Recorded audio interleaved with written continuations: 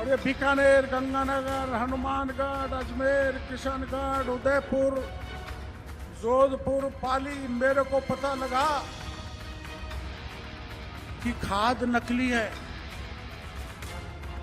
बीज भी घटिया है, पेस्टिसाइड भी घटिया है। किसान कहते थे ये पेस्टिसाइड जल डालते हैं खेत में तो कीड़ा भी नहीं मरता है। माननीय शिवराज जी को पता होगा कि शेखावाटी की ये वो धरती है, वो झुंझुनू, जहां के बेटे हजारों की तादाद में देश की सीमा पर देश की रक्षा भी करते हैं, अपना बलिदान भी अद्भुत देते हैं। और ये वो इलाका भी है, वैसे तो समूचा राजस्थान का वो किसान जो यहां पर बैठा है, आधी रात को कड़ाके की ठंड में खड़ा होकर भी पूरा उत्पादन करके देश की जनता का पेट भरने का काम करता है। वो किसान यहां पर बड़ी मात्रा में आपके लिए उपस्थित है।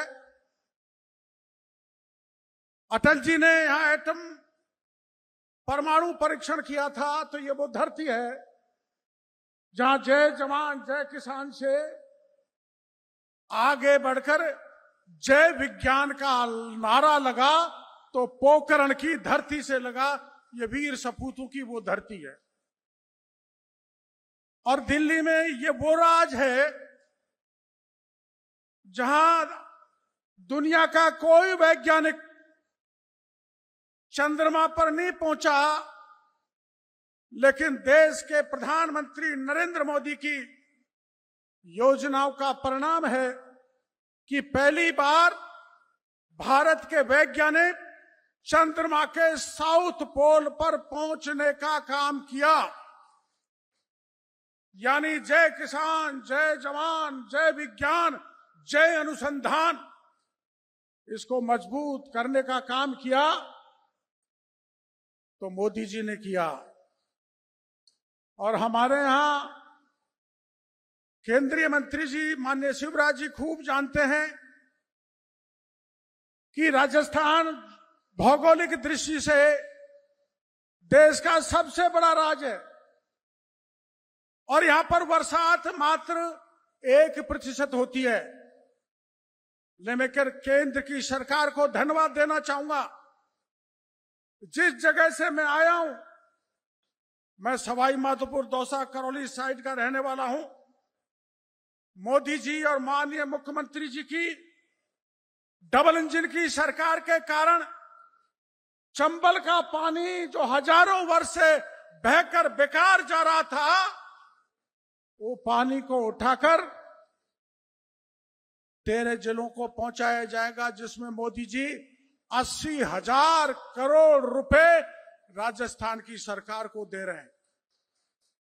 और आप बहुत दिनों से मांग कर रहे थे, चूरू झुंझुनू सीकर के किसान, यमुना समझौता भी हुआ है, तो डबल इंजन की सरकार माननीय हमारे मुख्यमंत्री और मोदी जी की सूझबूझ के कारण हुआ है। मैं आपको भरोसा देना चाहता हूं, ये धरती जो सूखी है, जो प्यासी है, उसकी प्यास बुझाएगी माननीय नरेंद्र मोदी की योजना कि यमुना का पानी आपके चप्पे चप्पे पर पहुंचेगा।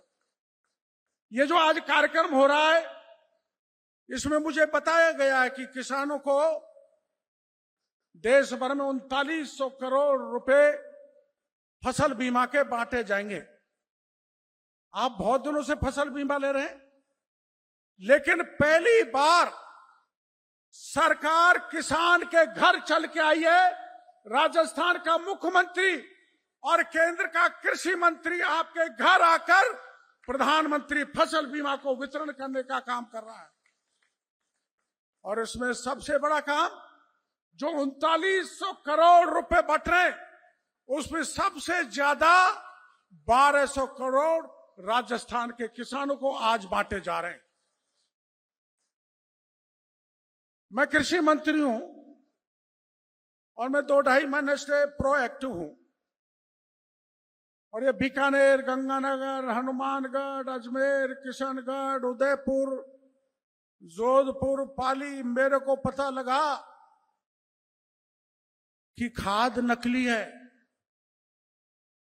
बीज भी घटिया है, पेस्टिसाइड भी घटिया है। किसान कहते थे ये पेस्टिसाइड डालते हैं खेत में तो कीड़ा भी नहीं मरता है, और डीएपी का नाम का जो खाद मिलता है उसको खेत में डालते हैं तो गलता नहीं है। हमारे विभाग के अधिकारियों ने, हमने मिलकर योजना बनाई और हमने राजस्थान में, शायद देश के इतिहास में ये पहली घटना है कि राजस्थान में हमने ढेरों फर्जी खाद पकड़ा, नकली भी पकड़ा, नकली पेस्टिसाइड पकड़ा। और कल आपने पढ़ा होगा हमारे सूरतगढ़ में, परसों साहबपुरा, विराटनगर में नमक से बनाता हुआ खाद पकड़ा है। चौहान साहब, नमक से बनाता। अब वो नमक अगर खेत में डाल दिया जाए तो मेरे किसान की खेती के क्या हाल होंगे। बड़ा लूट खसोट ठगी किसानों के साथ चल रही है। वैसे तो मेरे को केंद्र के मंत्री माननीय शिवराज जी ने इस बात का भरोसा दे दिया था कि जो भी कोई नकली खाद बनाएगा, बीज बनाएगा, घटिया पेस्टिसाइड बनाएगा, उसको बख्शा नहीं जाएगा। हमने अकेले 2 महीने में 57 मुकदमे दर्ज कराए, 57। और जिस कट्टे को, नकली खाद को 2000 में बेचा करते थे कुछ व्यापारी, वो जंगल में छोड़ छोड़ के भाग रहे। हजारों कट्टे जंगल में पड़े हुए हैं, कोई उठाने वाला नहीं है। और बीज की कोई प्रोसेसिंग नहीं होती है, कोई टीएल नहीं होती है, कोई प्रमाणिक बीज नहीं दिया जाता है। मंडियों से उठा के थैलों में भर के किसान को दिया जाता है। लेकिन हमारे देश के कृषि मंत्री ने यह संकल्प लिया है कि हम हमारे देश के किसान को ऐसा एक सख्त कानून संसद से पास करेंगे जो देश के किसान के साथ कोई ठगी करेगा, कोई लूट करेगा, उसको आर्थिक दृष्टि से कमजोर करेगा, उसकी फसल को नष्ट करेगा, उसके खेत को बर्बाद करेगा, उस व्यापारी को, जो भी कोई क्यों नहीं हो, उसको ऐसी सख्त सजा दी जाएगी कि वो जिंदगी में ऐसा काम नहीं करेगा जो अभी राजस्थान में हो रहा है। इसलिए पुनः माननीय केंद्रीय मंत्री जी को ये अपना इरादा पहले ही बता चुके हैं कि हम सख्त कानून लाएंगे।